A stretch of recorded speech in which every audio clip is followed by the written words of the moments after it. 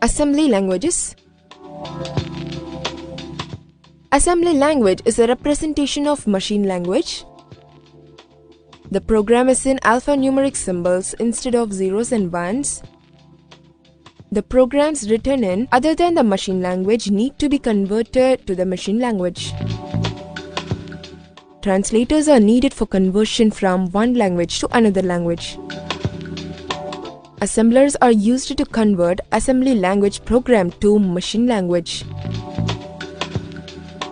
Every processor has its own assembly language. The alphanumeric symbols are called mnemonics in the assembly language. The add, sub, mul, div, etc. are some symbols called mnemonics. Advantages of assembly language. The symbolic programming in assembly language is easier to understand and saves a lot of time and effort by the programmer. It is easier to correct errors and modify program instructions. Disadvantages of assembly language. One of the major disadvantages is that the assembly language is machine dependent. A program written for one computer might not run on other computers with different hardware configuration.